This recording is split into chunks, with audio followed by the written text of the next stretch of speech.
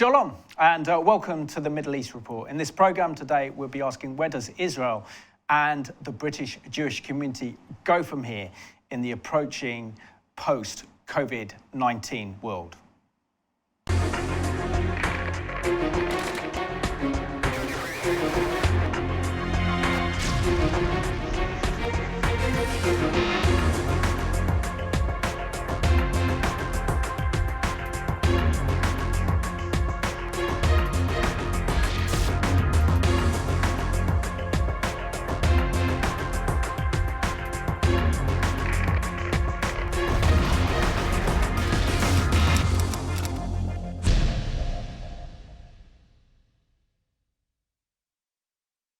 Warm welcome to the programme, and today's guest is all the way from North London. He is a friend of the Middle East Report and Revelation TV, and a great friend of mine, Steven Jaffe, who's the co-chair of Northern Ireland Friends of Israel, and is also a very important consultant to the work of Magen David Adom. Steven, warm welcome to the programme. Well, thank you, Simon. Delighted to be your guest.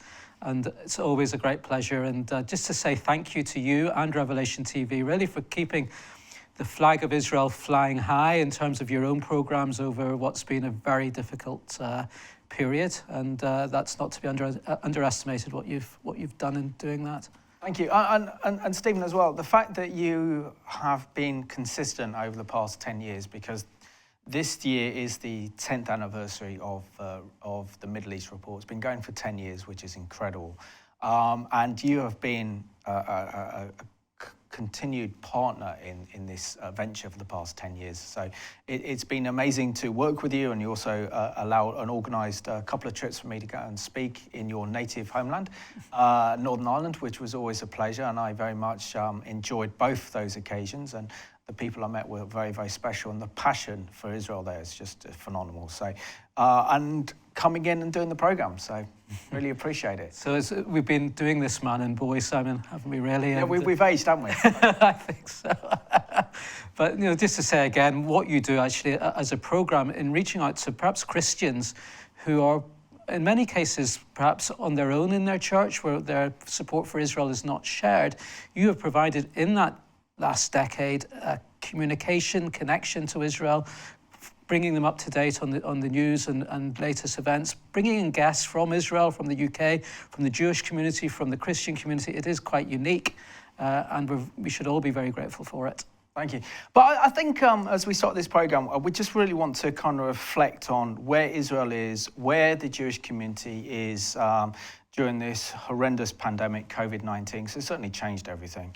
But also looking at where we go from here in this new emerging post-Covid-19 world, as the government has announced that soon will be reducing all its Covid-19 restrictions. That means that we could potentially go back to having pro-Israel meetings and what happens to these regional groups. But before we do that, I think it'll be a great reminder for our viewers to know something about your history and how you got involved in Israel advocacy and what it's like being Jewish growing up in Belfast in Northern Ireland amidst all the troubles, and your contribution that you've served your community faithfully and extremely well, and the vast majority of those Christians watching this program who know you and have seen you at speaking events consider you to be the Jewish representative to the pro-Israel Christian community. So I know that you held in very hard regard, and I do as well. So I grew up in Belfast, which has a tiny Jewish community. When I was growing up there in the 70s and 80s, there was perhaps a couple of hundred members of the community. That's much fewer now. We're down to members of the synagogue, perhaps about 70. But it was obviously growing up during the time of the Troubles, which I think deeply impacted on me. I did go to England when I was 18 to go to university. But that kind of, the school I went to had a strong evangelical Christian presence. So I've always had friends from that background, where many of my Jewish colleagues growing up perhaps in much bigger Jewish communities in northwest London or in Manchester, whatever, perhaps didn't. So I've always had that and always valued my friendship with Christians. So I think having been a lawyer for many years, and I took the kind of leap from kind of commercial law into community work, I really felt the need to reach out to our Christian friends from the Jewish community, to be a bridge, if you like, between our respective communities, which has so much in common: our love for Hebrew Scripture, our love for the land of Israel, not to brush over the differences.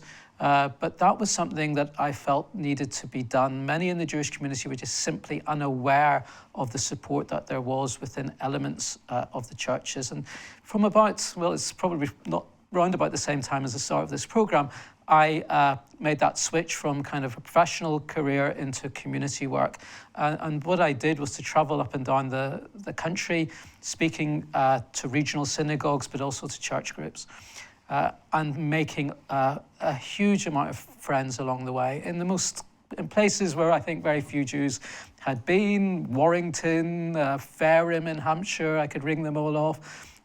Rural churches, inner city churches, black majority churches, all very different, but all having that love for Israel. And it was a matter of, I think, building on that friendship. And that is an urgent need today as it was all those years ago. So there's still a lot to be done. Absolutely. I'm very grateful for the work that you do, and also the personal sacrifice, because I'm sure you're doing a lot more money being a commercial lawyer than doing the work that you're doing. So, but, you know, in a sense, this is kind of God's work, and this is defending your community and defending Israel, and it doesn't get much higher than that in terms of calling and a profession.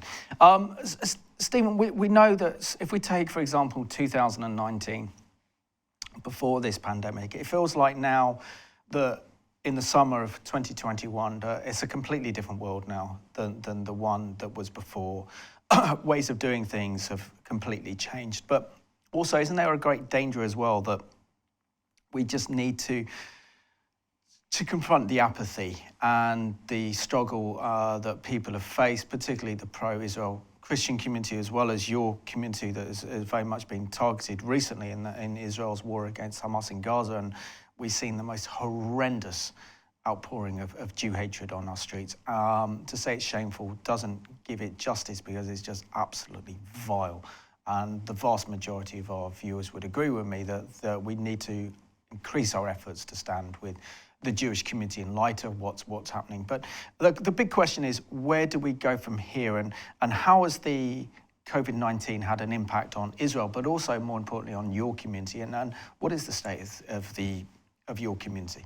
Well, I think, you know, it's had a profound impact on society generally, and the Jewish community, of course, is very much part of society. So yes, indeed. I think as a kind of talking about the pro-Israel movement, if you like, in the UK, well, you know, very obviously we haven't been able to visit Israel in most cases for quite a while now, and that causes people a lot of frustration. A lot of people would really give anything to be in Israel right now. So that energizing factor that we always get landing in Tel Aviv and being part of that dynamic society, it is a huge energizer that we've lacked. Also the fact that we've not been able to gather together, very often in worship even, that's been denied to us, both in, you know, Jewish community, Christian community, all faith communities. That has an impact, and also the kind of events that were so regular across the country, the kind of nights to celebrate Israel, they were important to bring supporters together. We've mentioned already the role that Revelation TV does to reach out to people who are perhaps isolated in their church settings because of their support for Israel, that you provide that communication. But face-to-face events are also extremely important as well, and that hasn't happened for quite a while. So yes, we all need energized, I think. We're all zoomed out in many respects. But, you know, it's a concern because, you know, it's not a case of COVID is over, that, you know, everybody, there are different people with different levels of vulnerability, physically vulnerable, mentally vulnerable, as a result of what we've been through. So it's not going to be a case that everyone is going to just kind of drop all restrictions and be confident enough to go into gatherings. So each church, synagogue, ministry will have to make its own decisions as how they're going to progress things. But I really do hope that we are turning the corner, at least, is what we can pray for. And the context that you put on this, Simon, in terms of the rise of Jew hatred, the extremism against Israel that we've seen so sharply as a result of that conflict with Hamas is frightening as a challenge, and we've all got to be up to it, because the point that I would want to make to viewers is that this is not just a challenge to the Jewish community. When people are screaming hatred towards Jews, as we've seen, they have you in their sights as well as Christians who stand with Israel.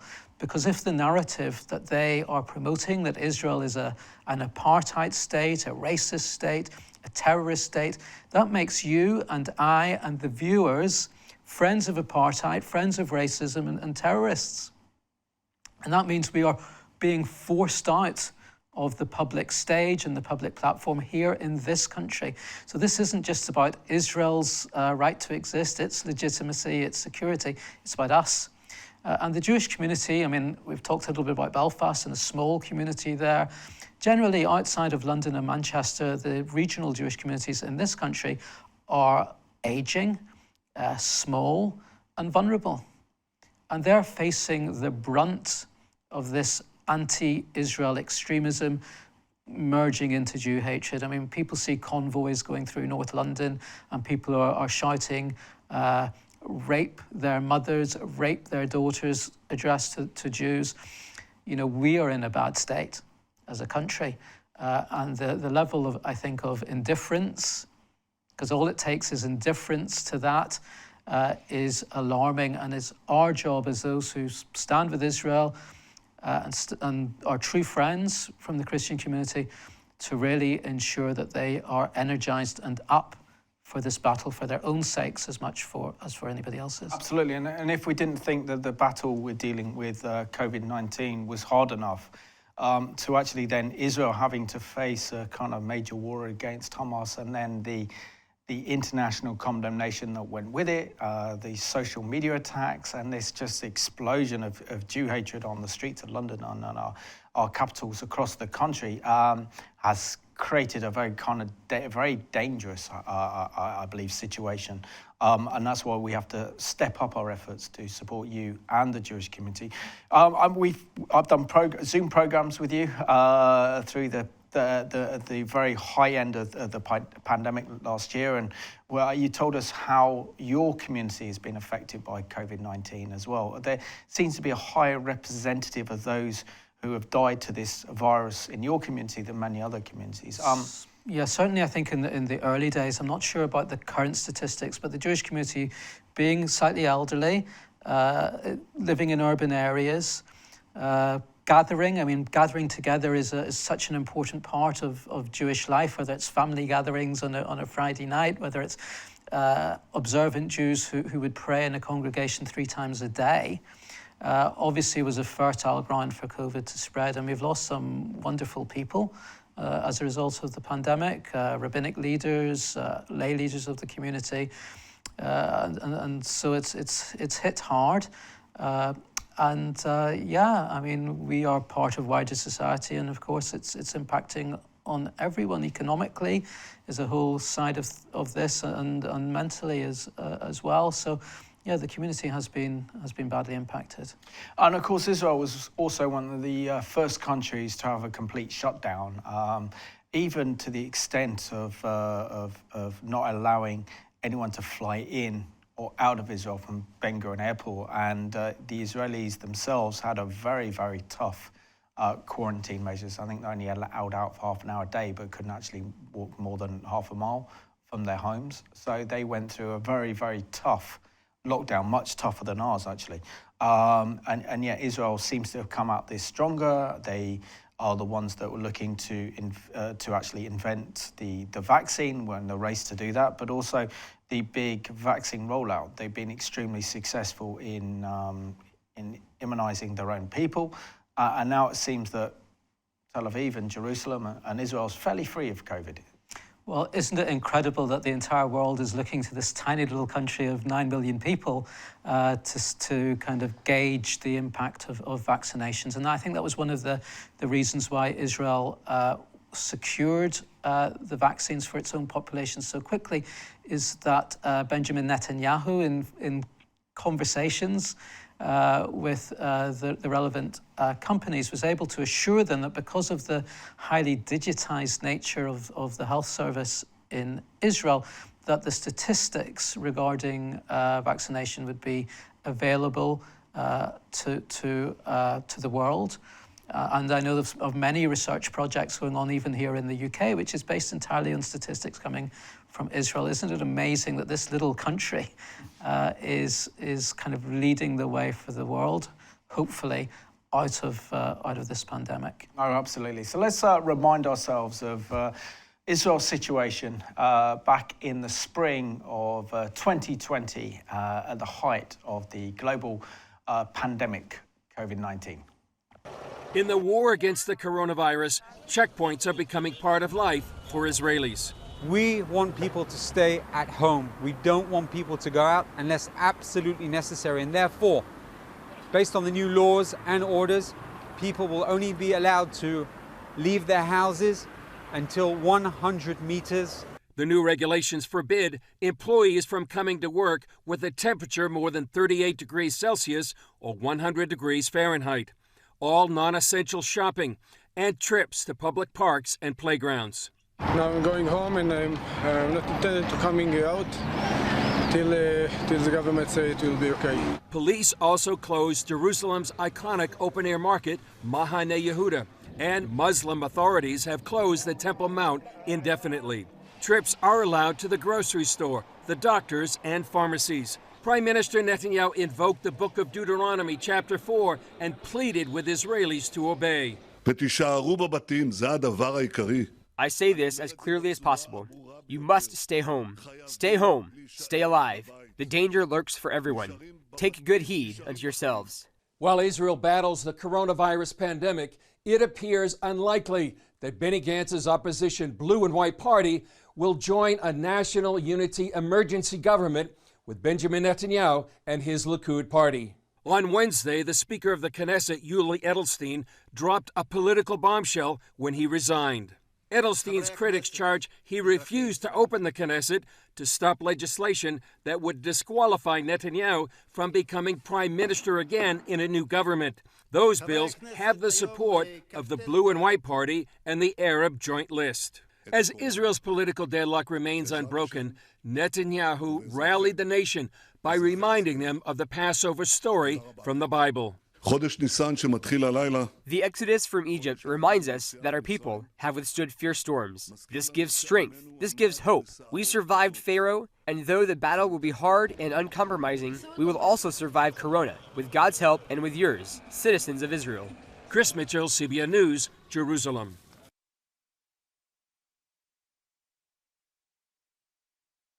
Excellent report there put together by Chris Mitchell, and reminds us of the challenges that Israel went through with COVID-19 during 2020. And it's a good reminder to us of where we come from and the direction that we're heading in.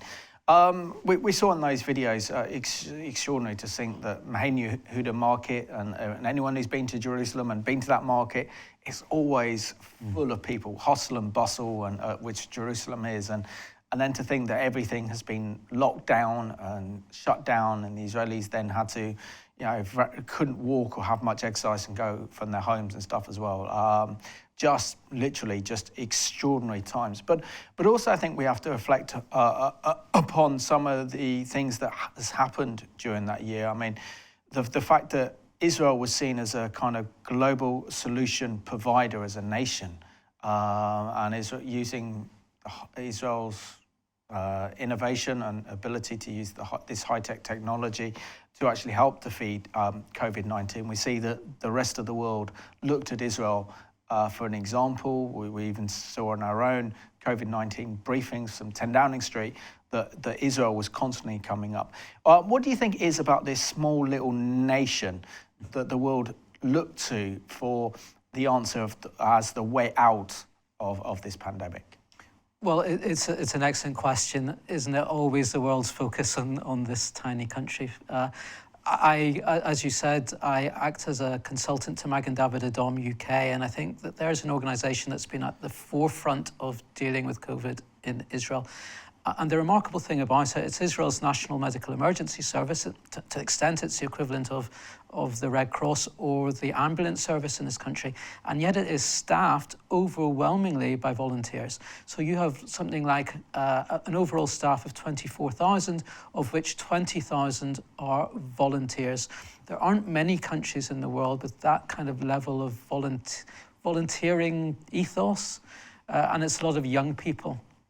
So on my last visit to Israel with Magen David Adom, visited one of their ambulance stations. It was full of 18-year-olds from the Jewish community, Arab Christians, Arab Muslims, Druze, and they were volunteering to assist Magen David Adom. And these were the kind of frontline staff in its fight against COVID. It's quite remarkable. And it's things like that, as well as the innovation, which you're quite right. You know, Israel was looked to by many countries to be a likely country to actually develop the first vaccine. It didn't happen, but again, a tiny, tiny country with little resources to even be spoken of in that context, alongside the United States and China, etc., is quite remarkable. And Israel exported its know-how around the world. So just to give a very specific example, in the Democratic Republic of Congo, so in the heart of Africa, it was Israeli technology through Magen David Adom that assisted that country to set up its testing facilities. So it exports that knowledge around the world for the good of mankind. It's something we should all be very, very proud of. Absolutely. I suppose the surprising thing during this whole pandemic was the fact that the Trump administration were able to administer or to implement a peace treaty with Israel and the United Arab Emirates and Bahrain, even bringing in Sudan in from the cold and Morocco as well, and actually having diplomatic relations, which was absolutely quite remarkable, known as the Abraham Accords. So it's interesting to see how, despite the pandemic, that Israel then had this opportunity then to make peace, and the relationship with the United Arab Emirates and Israel is extremely close right now, isn't it? Absolutely. It's early signs show that this is a much warmer peace than, for example, with Israel's neighbours, Egypt or Jordan, who signed up to peace treaties, but certainly in Egypt's case, kept it a very cold peace, very essential to Israel's security and a lot of intelligence being shared, but not at a grassroots level, not at a population-to-population level. The UAE seemed to be very keen to establish these kind of person-to-person relationships at a society level as well as a high political level. And that's reflected in travel between the two countries, investment and trade. Isn't it remarkable, Simon, when you put that alongside what you were saying about the UK, our own country, this rise of anti-Israel hysteria and hate, and put that alongside an Arab country in the heart of the Middle East that actually is looking to Israel for its security and for its own peaceful future, because it's fearful of who are the real challenges to threats to peace in the Middle East, which is Iran and its proxies, Hamas and Hezbollah. Yet in our country, we have not just extremists, but people in mainstream politics who behave as if Hamas was the innocent party in that recent conflict. It's a radical Islamist organization. It's at the behest of Iran. It wants to destroy Israel. It makes no secret of it, from the river to the sea. And yet in our country, there are people who quite happy to align themselves with the friends of Hamas to demonize Israel, castigate Israel, and yet we see in the Middle East an Arab country which has gone down a completely different path of recognition and friendship. You know, what does that say about our own society? I think this is a key question. Yeah, I think that's a very, very important question. And maybe these people that hate Israel so much and love Hamas should go and see what it's like to live under Hamas's dictatorship and see if they change their mind, because we know that, for example, the Gulf states are extremely concerned, as well as Jordan, about the rise of Islamist extremism and what it means for their society and what it means for their nations, and let alone the fact that ISIS has committed acts of genocide against the indigenous ancient Christian communities and other ethnic minorities in the region, and yet these vile terrorists haven't been brought to task. There's no They haven't been brought to The Hague for war crimes. And I think people have to experience and understand that Israel's situation in the Middle East is extremely precarious. They're in the most dangerous region of the world, surrounded by states and terror organizations that want to wipe them out. I mean, the latest figure as well is something like that Hezbollah alone has something around a region of now over 200,000 rockets and missiles. So that's a potential situation that we could see.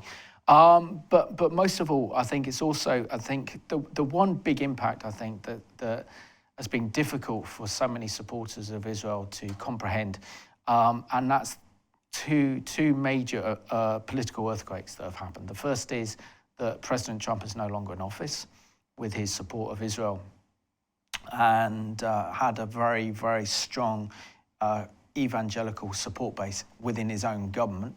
The likes of Mike Pompeo, Secretary of State, Mike Pence, the Vice President, gone off the scene. And also now, I think, Christians are also feeling the loss of the Israeli Prime Minister, Benjamin Netanyahu, as Israel's Prime Minister. And so this is entering into a kind of new era now of politics. And I think it's finding out, how do we find our feet? How do we pray for this government? How do we pray for Israel? Because it feels like everything's changed. And it has been a period of profound change over the last 12 months, as you've mentioned. In Israel, I think it's important to say, something that's it's really important to say that Israel is not Benjamin Netanyahu, and Benjamin Netanyahu is not Israel. But this man has been a political tower of strength, if you like, projected on the world stage for the last decade. Many people in Israel, he has his detractors, of course, but they would find it hard pushed to deny the fact that in a world of Trump and Putin and other leaders of that ilk, he was able to stand his ground, and he was respected, if not liked, by other global leaders. It's very difficult at this stage to see another Israeli leader with his aura of strength and his ability to communicate, particularly in English.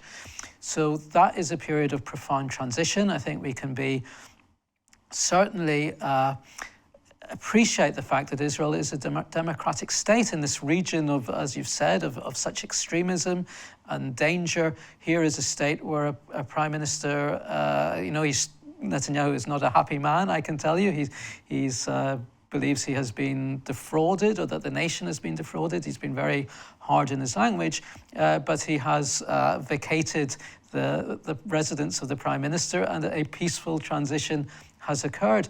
That is nothing short of a very, I would say, significant example of Israeli democracy in practice. And yes, I know many supporters of Benjamin Netanyahu, particularly in the Christian community, who have been used to praying for him, to understand that in a democracy there will be a transition of leadership, and yes, to pray that this government can build on the achievements that undoubtedly Benjamin Netanyahu is responsible for in terms of Israel's economic strength and its military strength, but to appreciate also that the nation of Israel must be more than one man.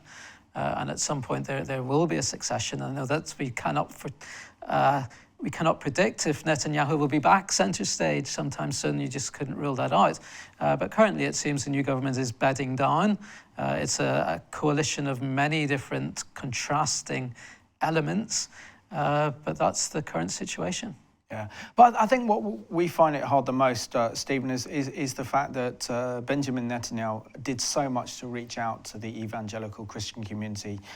He very effectively did that to undermine President Obama when he was in power with the Iran deal, to get Congress and the Senate on his side.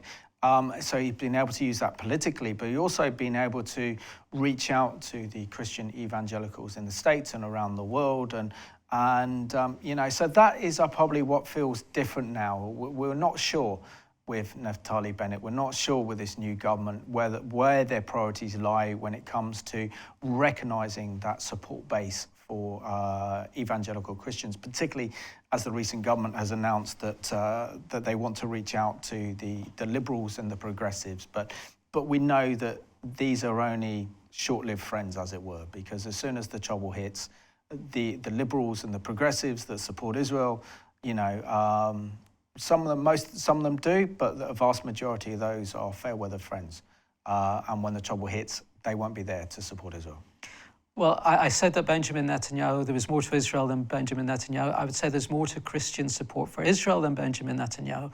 In other words, what fundamentally roots that support and friendship for Israel is not something that will waver because of political changes. Absolutely. It will not waver because of the media attitude or because of the agenda of certain people. It's rooted in biblical values, and therefore I believe that friendship will remain strong. There will be, undoubtedly, there will be tensions and issues that may have to be addressed going forward. Yes, Netanyahu was an amazing communicator, a man who commands respect, and he did invest a great deal in that friendship from the Christian world, not just in the States, but across Africa. The churches in many African nations are the linchpin of Israel's increasing diplomatic presence in Africa, and I do believe that will continue. I don't believe that any government of Israel will turn its back on its Christian friends. It's a vital component globally. So I'm quietly hopeful, and I think we should, that's certainly a good something to pray for, is that this friendship will only grow going forward, because I think, as I've said, it's vital for the Christians who stand with Israel as much as it is for Israel, because this tide of Jew hatred across the world have Christians who support Israel very much as their targets as well. So we need to stand together, as well as having all that positive things that we share in common. We have common challenges, common dangers that we need to stand together. And I think that goes beyond one individual leader. So if we take ourselves back, Stephen, to around March and April of this year, 2021, what was extraordinary was the fact that for the first time in my memory, our mainstream media were looking at Israel not through the prism of the Israeli-Palestinian conflict, but looking at Israel on itself, that Israel was a global solution provider to dealing with Covid19, and the nations were looking at Israel. And Israel enjoyed this wonderful but very, very short-lived limelight and PR and praise, and how quickly that all changed with the violent riots and demonstrations that took place in Jerusalem, followed by those really shocking scenes of Israeli Arabs burning and looting Lot and burning down synagogues, and the violence that we saw followed then by Hamass's rockets and missiles. I mean, going back to May of this year, that was a horrific time for Israel, wasn't it? Yes, yeah. I have a son in Israel who had to spend quite a lot of time in bomb shelters, and that was right across the country. And in the past, Hamas had only been able really to impact on the south of Israel. Now it was Tel Aviv, it was Jerusalem. Many parts of Israel that had previously escaped this were now very much in the firing line. I think it's hard when you think of a democracy being faced by a radical Islamist Iranian proxy firing hundreds, if not thousands, of missiles into Israel, and not having the world's sympathy is tough, because, you know, if that had happened to any other country, if Paris was under attack, or if London was, we know all the buildings around the world would be lit up in the colours of that nation. It didn't seem to be there. In this country, I would say the British government was supportive of Israel.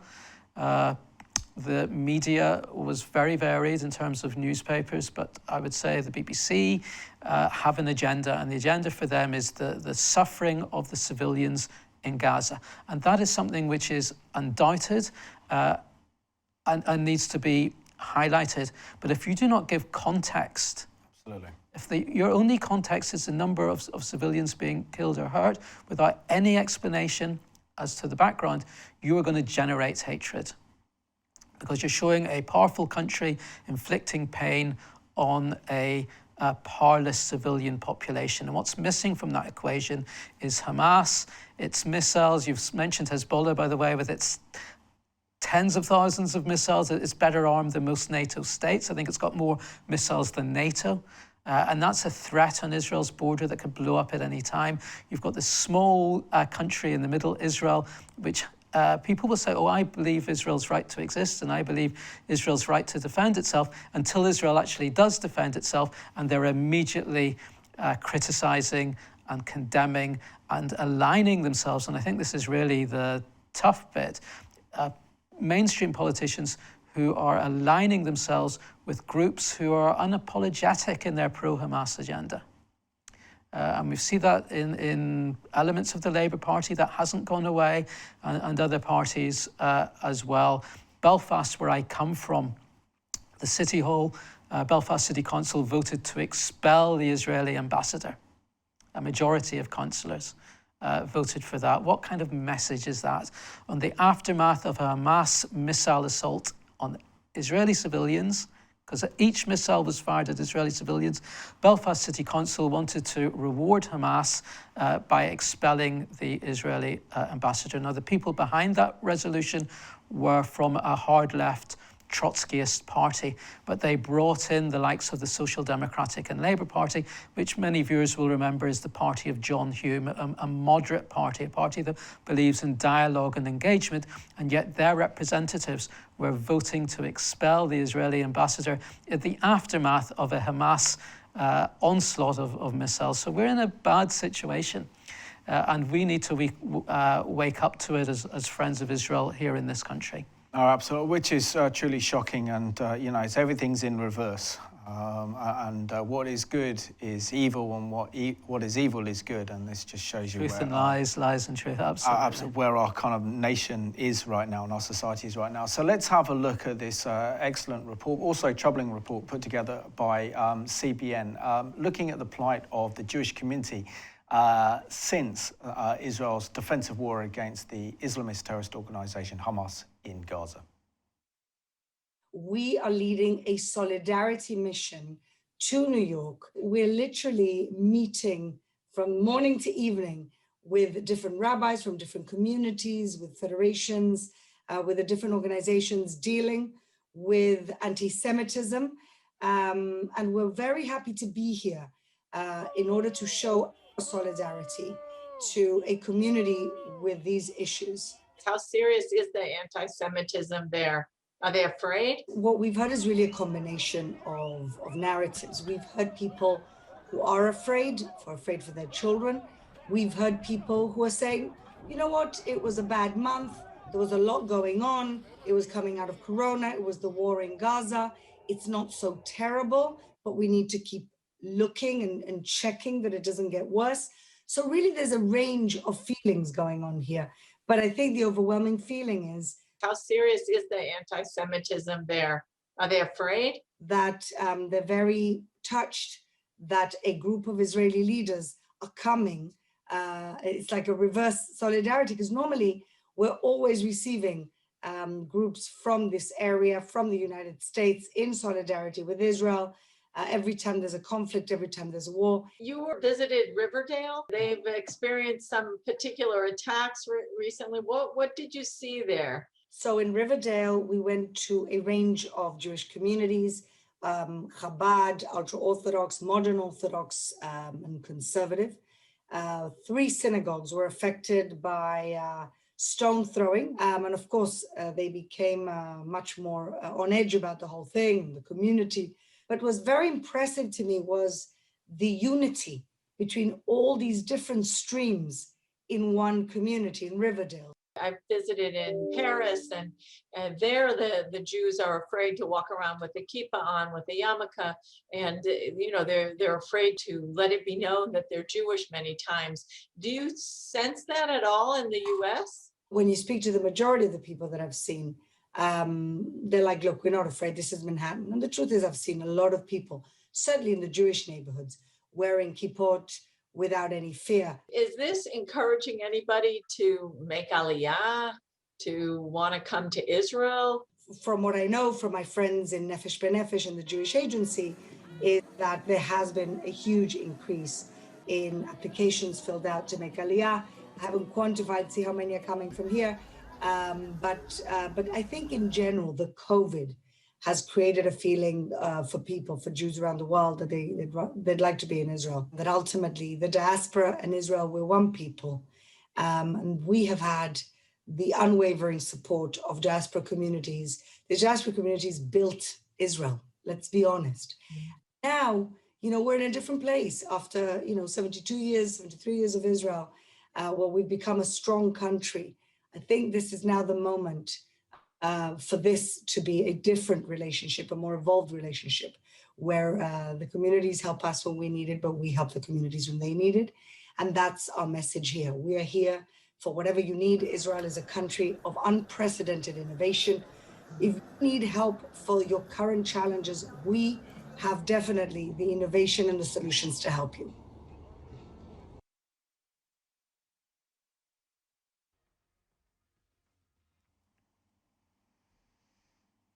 And extraordinary report there by CBN, the fact that Israel is reaching out to the Jewish communities in the United States and around the world to give them support and encouragement at this time.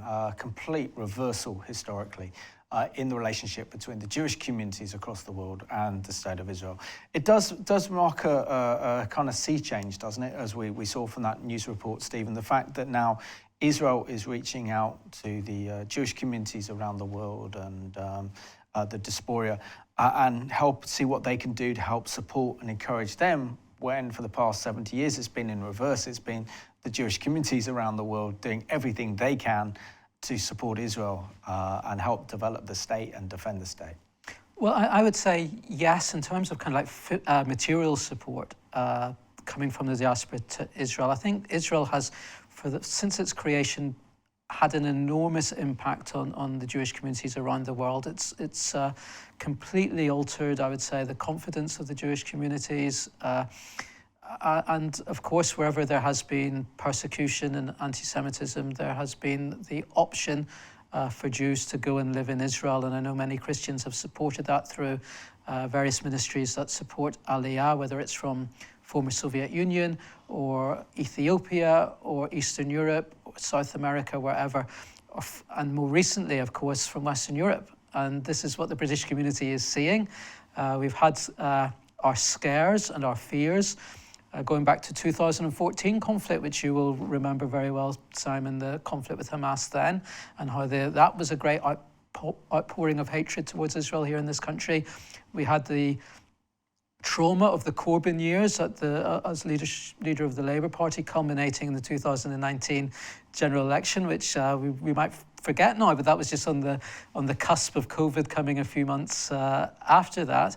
That was traumatic for the Jewish community. The whole issues of Corbynism hasn't gone away, even if Jeremy Corbyn has.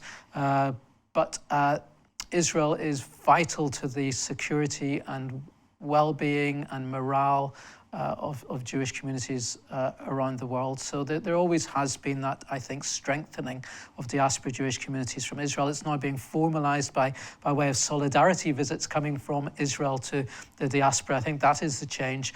But fundamentally, I think Israel, if you think back to Jewish history in the 1930s, when there was no state of Israel, there was a rise of Hitler, exterminationist anti-Semitism.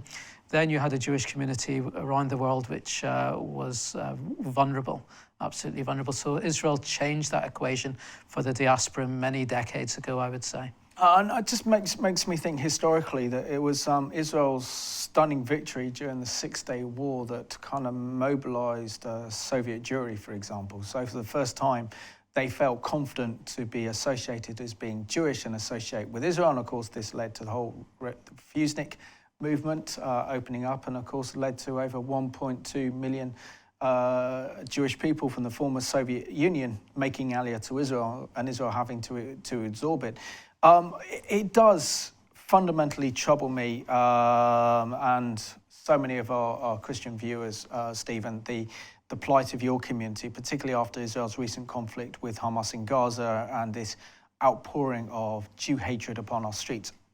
How anyone you can be critical of Israel, of course, because you can be critical of any democratic nation and its actions. But to then target and blame our own Jewish communities in Britain and in Europe and in the United States is just absolutely ridiculous. And isn't it that shameful association that the Jewish people are then blamed for Israel's actions when, you know, you actually live in Britain and you are loyal to this nation, and you know you go to the shul, as it were, synagogue, and there's you know, the national anthem is sung, and a prayer for the Queen and the royal family, and the government is done. So there's deep respect for the British institutions amongst the British Jewish community, and yet we're seeing they're being targeted by either by Islamist extremists or those on the hard left. So yes, the Jewish community in the UK is probably the only one that you can say is targeted by the far right, because they haven't gone away either, the far left and radical Islamists. So yes, it's not an enviable position by any respects. I would say, yes, the Jewish community has made an enormous contribution to British life in terms of culture, and in terms of the economy, and in terms of politics, whatever. It's part and parcel of this nation's fabric. And the Jewish community has been very well settled. So we're the only, of course, major European Jewish community that didn't experience Nazi occupation. So we have an unbroken history here. And as you said, it's heartfelt, the Jewish community's identity here in Britain as loyal citizens. So it is heartbreaking when, I would say, some kind of very establishment Jewish figures, so not perhaps where you would expect it. So to give you an example, Margaret Hodge, the Labour MP, I didn't even know she was Jewish. But when the whole Corbyn issue arose, she talked about the lessons she took from her parents, which was always to have a suitcase packed, always be ready for anti-Semitism and its impact. So that was coming from a woman who'd given her life to the Labour Party, you know, very much part of that political tradition. Her parents' experiences, probably coming as refugees, they told her that even in Britain, be prepared. And that kind of insecurity was welling to the surface in a way that I'd never seen it before. There was another Jewish person who was an executive in the BBC, so you wouldn't get a more kind of establishment position in many respects. He commented in 2014, I think, that Britain doesn't seem like home anymore, because he could sense this hatred welling up. And it's not just the radical Islamists, the hard left and the hard right. It's people in the mainstream who are either who are silent towards it or indulgent towards it, because it's more important to them to be seen to be critical of Israel than it is to stand up to the hatred towards the Jewish community.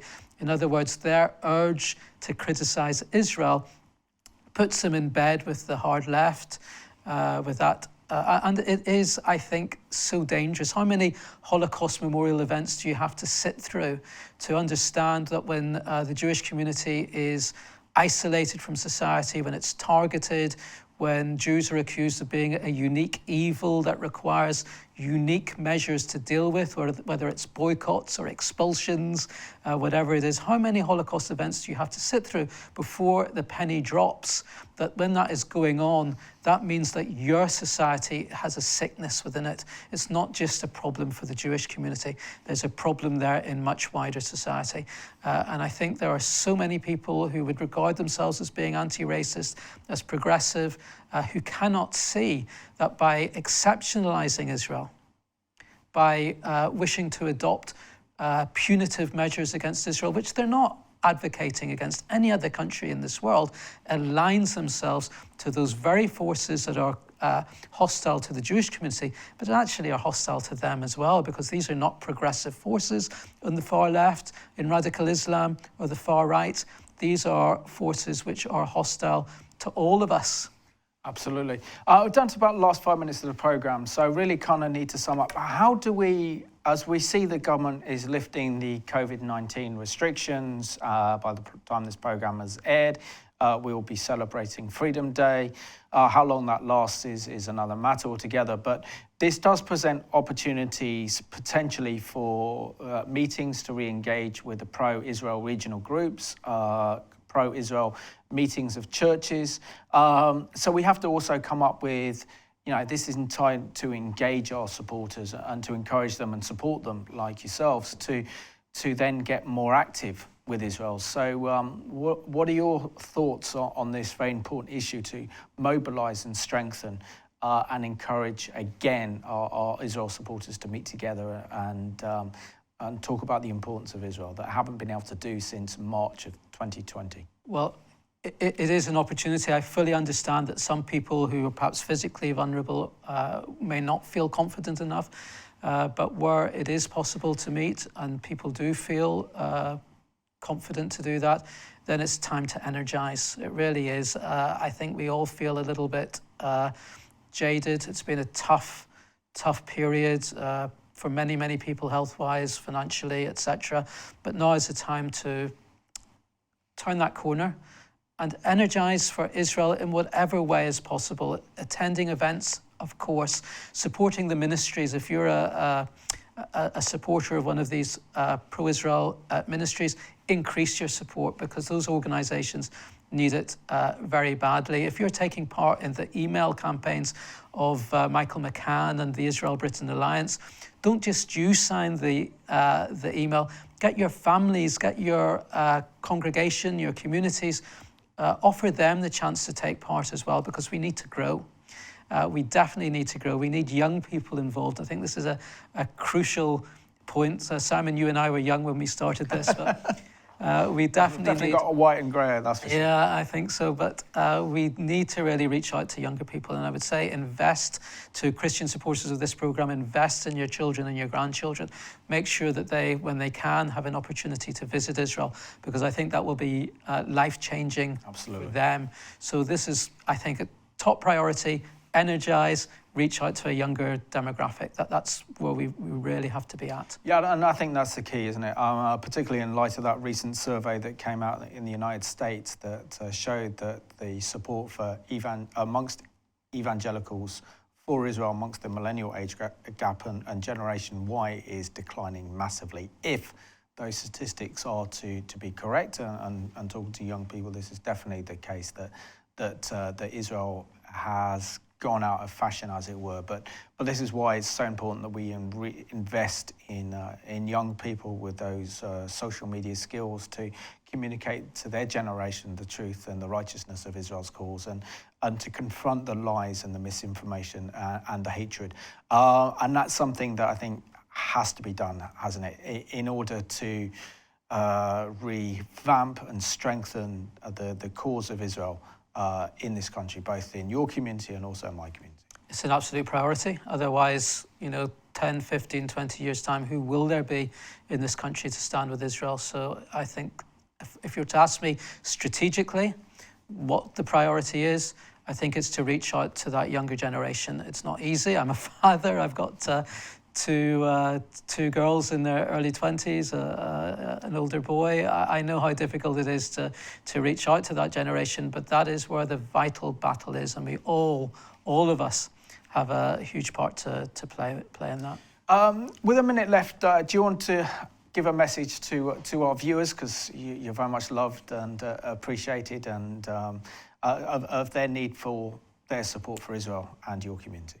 Well, just firstly to say thank you to the viewers. It has been over the last 10 years a voyage, a journey, physical journey across the UK, but also a journey in friendship. To thank you for that friendship, to say together, Jews and Christians must encourage and support each other in the huge challenges that we face. So it's a message of gratitude and thanks, and to encourage both you as viewers and the Jewish community to move forward confidently and strongly in support of Israel and in support of truth. Yeah, and Stephen, we are praying for better times, but we know that we have to be alert and we have to be on our guard, and as the Bible says, we have to be watchmen on the walls of Jerusalem. But we can be pleased that the God of Israel neither slumbers nor sleep when it comes to Israel. So thank you so much for being my guest on today's Middle East Report. Amen, Simon. Thank you very much. Thank you. And I want to thank you for watching today's programme. We know that we've been through a very difficult time during this whole COVID-19 pandemic. We haven't been able to meet, we haven't been able to gather, we haven't been able to see many of our loved ones during this time. And we're also seeing that Israel's been under attack, the Jewish community's under attack.